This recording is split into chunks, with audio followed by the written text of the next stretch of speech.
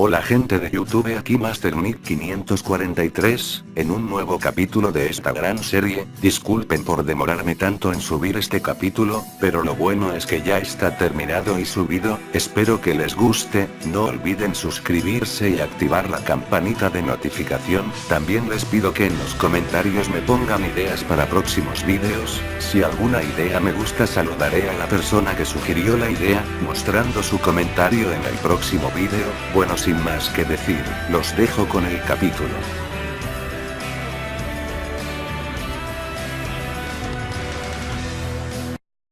Diario de un licántropo. Capítulo 20. Lobo traidor.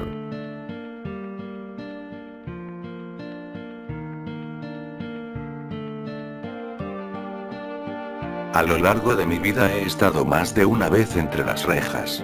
De hecho, fueron 3. La primera fue cuando tuve que ser recluido en aquel sucio sótano de Florencia por mi propio padre. Por último, las mazmorras del castillo de los vampiros. Cada encierro peor que el anterior, más terrible y más desgarrador. Como quisiera borrar de mi memoria esas horas de tristes soledades. Después estuvo la cárcel de Danilo y hay derrota total.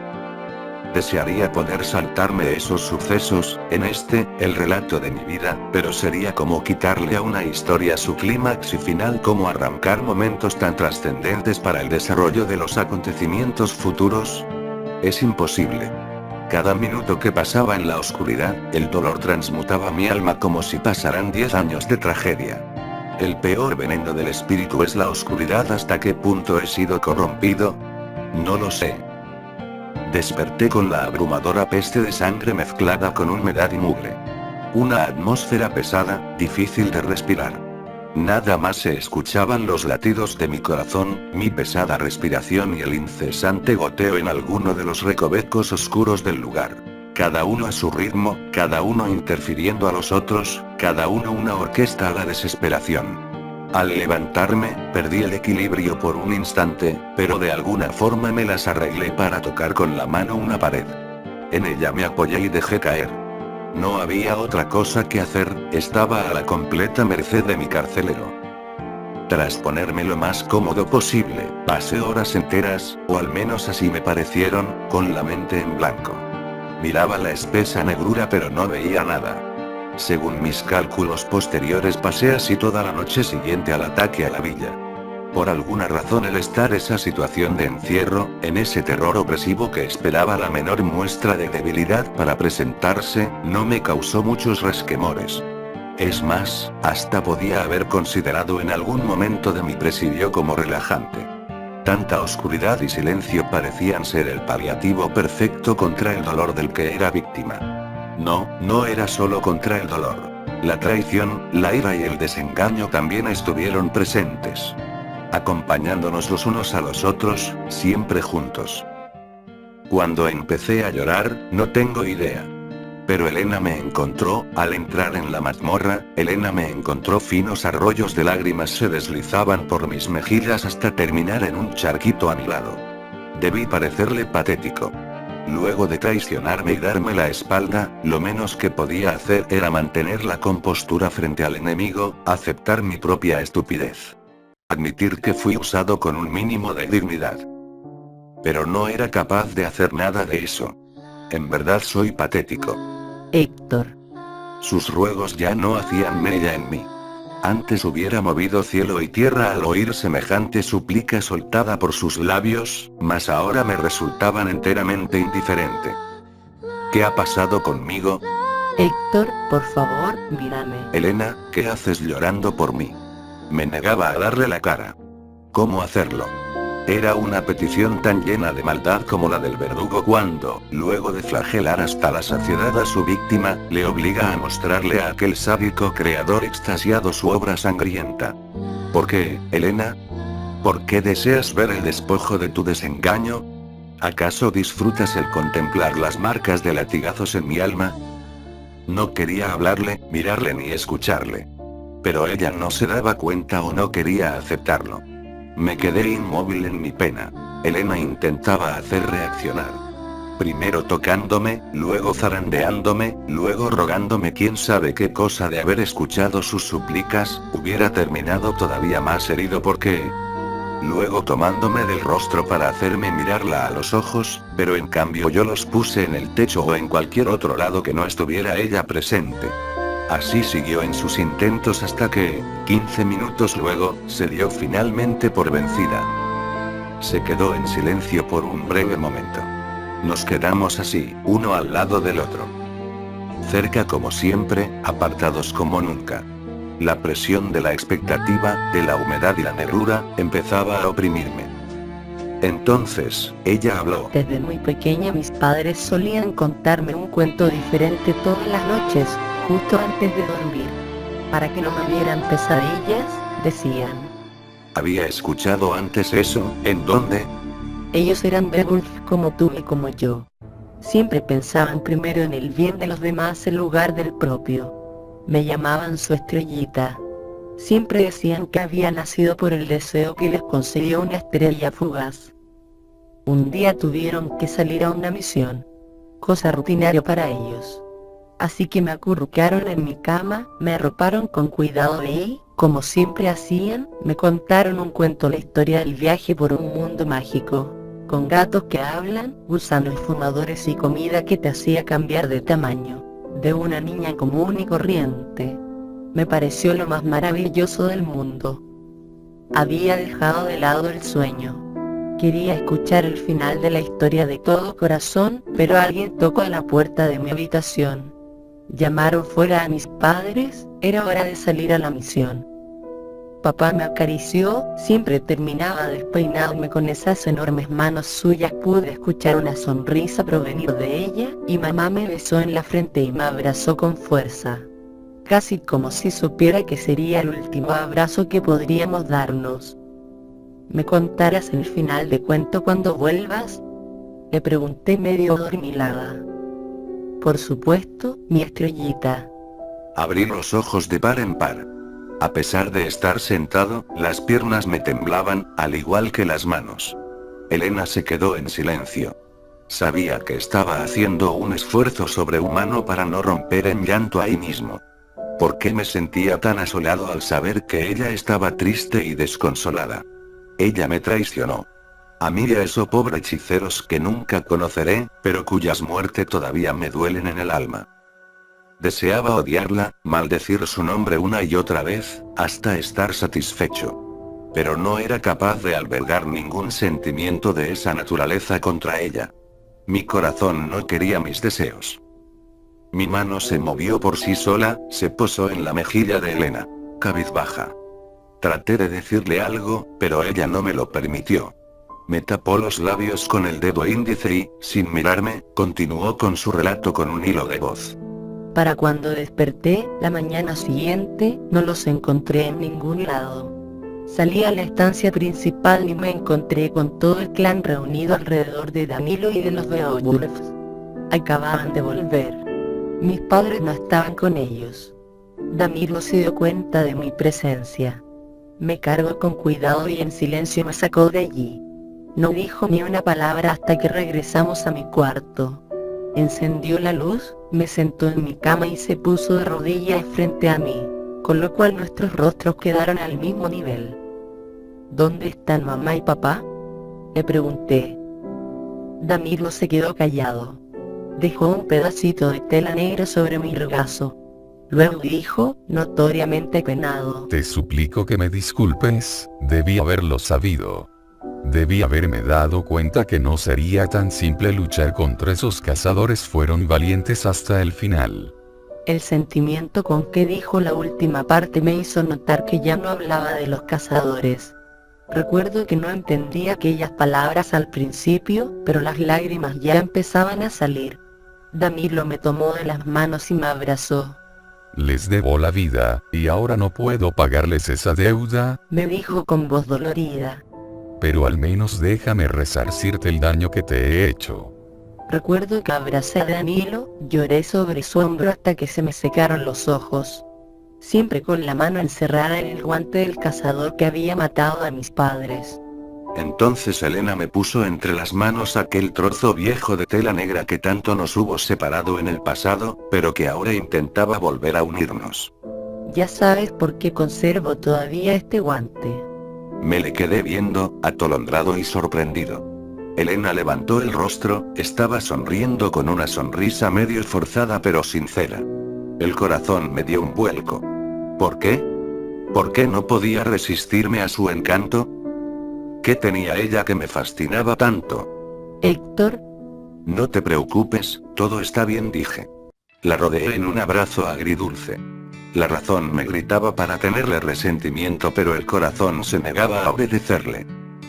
Quedamos así sintiendo la respiración del otro, escuchando los latidos de ese corazón ajeno pero tan cercano como el propio. Luego de una eternidad envuelto en el sobrecogedor calor de los brazos de Elena, por fin nos separamos. Me tomó de la mano y me sacó de aquel oscuro lugar, subiendo unas escaleras y abriendo una oxidada puerta de metal. El fulgor del sol me encegueció por un instante, con la mano medio cubrí mis ojos. Qué maravilloso era sentir esa tibieza en el rostro.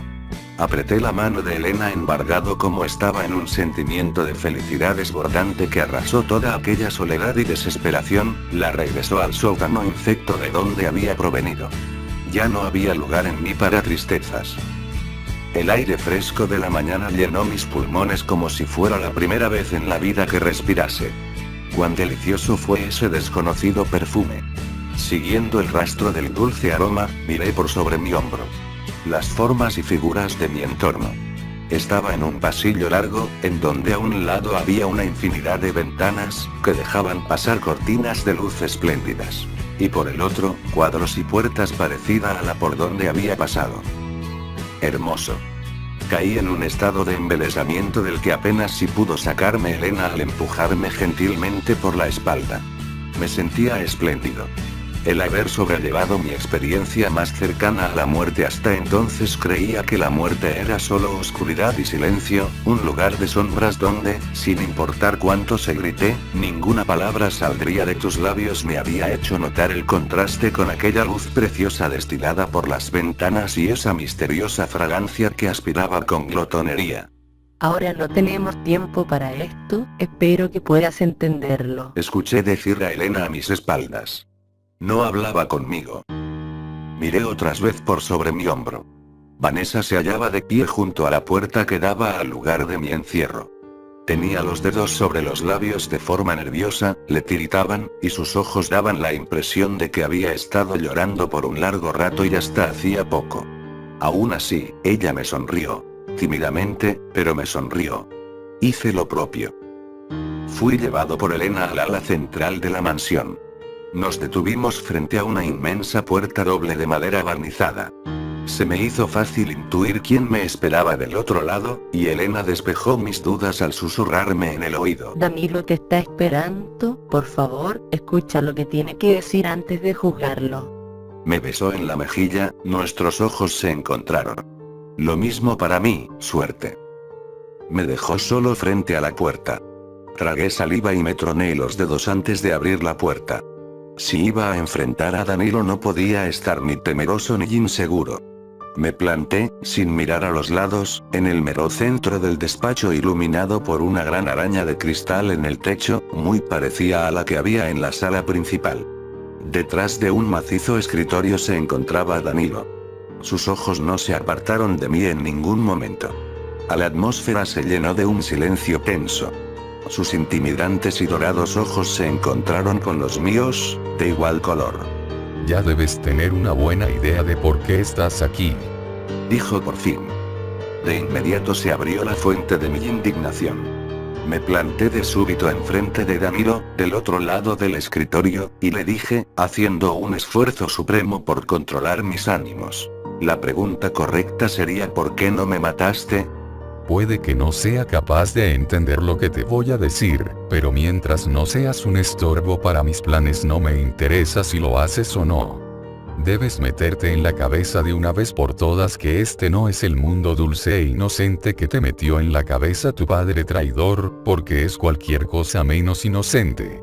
Si quieres sobrevivir más te vale que no lo olvides. No me importa. Danilo sonrió. Cuando te enfrentaste a mí ocurrió algo verdaderamente interesante. Normalmente ya estarías muerto, pero gracias a ello sigues aquí, 2 días después. Date por afortunado. 2 días, estuve encerrado 2 días. ¿Qué pasó? Pensé en voz alta. Usaste el miasma. Contestó Danilo. Aún entre los más experimentados, esa es una habilidad poco común, eso sin contar que la usaste de forma espontánea. Y esta vez no te hiciste daño, como en la pelea contra el cazador en el bosque. Mi brazo, los vendajes, las heridas de cuando conocí a Elena. Se debía a eso que Danilo llamaba miasma. Me aferré el brazo que fue herido en esa ocasión con la otra, con fuerza. No entendía nada de esto, y cada palabra dicha por Danilo me confundía más. ¿Qué era el miasma? Danilo pareció leer mi pensamiento. El miasma es una capacidad que poseen los licántropos, mediante la cual somos capaces de usar una especie de magia más sutil. El fuego que reside en nuestro interior, que nos permite cambiar de forma, la podemos canalizar fuera de nuestros cuerpos y usarla como arma y para otras tareas. Es extremadamente raro encontrar a alguien con un talento natural para liberar semejante cantidad de miasma sin morir en el intento. Con el entrenamiento apropiado puedes llegar a ser nuestra arma definitiva contra los vampiros. Me quedé en silencio, necesitaba digerir toda esa nueva información. Danilo por su parte, sacó una pistola de su escritorio y la puso delante de mí. Esta es una de las armas diseñadas por los hechiceros y que fue usada por un cazador para asesinar a los padres de Elena. Yo era el objetivo de ese maldito, pero fueron ellos quienes tuvieron que dar sus vidas en mi lugar. Otra vez esa mirada de profundo dolor y odio. En momentos como ese, extrañamente, sentía lástima por él. Cosas como estas. Y apuntó con el dedo a la pistola como si fuera algo repugnante. Eran las que se fabricaban en el pueblo que atacamos. Un mero rasguño con una de estas y cualquier hombre lobo resultaría muerto. Eso no te da derecho a hacer lo que hiciste, comenté.